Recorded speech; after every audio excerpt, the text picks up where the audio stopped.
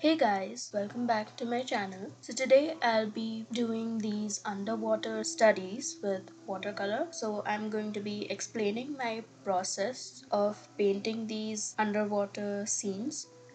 But before we jump into the video, I want to thank you guys for 100 subscribers.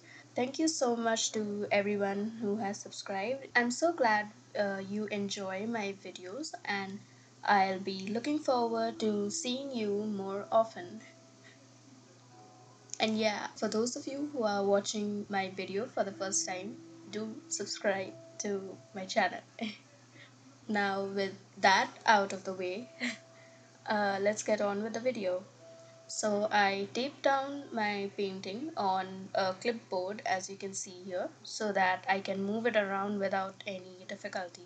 So for the first study, I used a combination of references from Pinterest. My reference board will be linked in the description if you want to check it out. And I decided to paint a shallow underwater scene for the first one with a light source coming in from the right side. For the second one, I decided to kind of follow a tutorial by Visual Mind.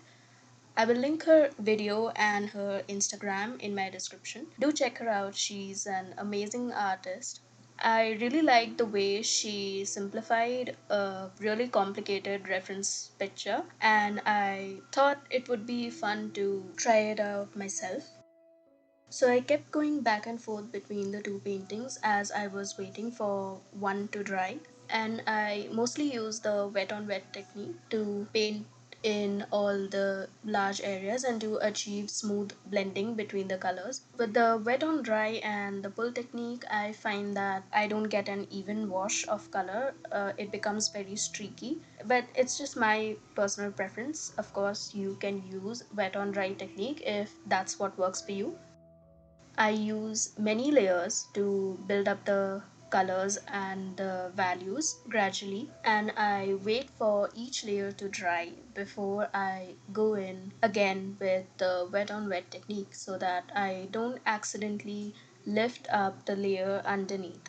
Then I go in with a clean wet brush or a damp tissue paper to lift off some of the paint from the right side of the first painting to give the effect of light coming in from the right side. So you can use this method to lighten up areas of your painting or to fix some mistakes that you might make. I use the wet on dry technique once I begin to add in the details, and I have very little water and more pigment on the brush in order to have more control over the paint.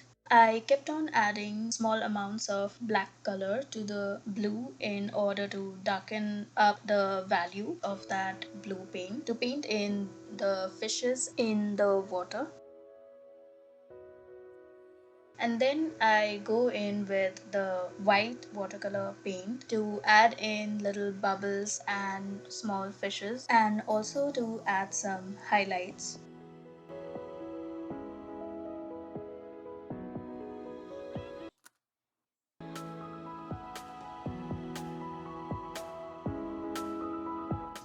And with that, we have come to the end of this video.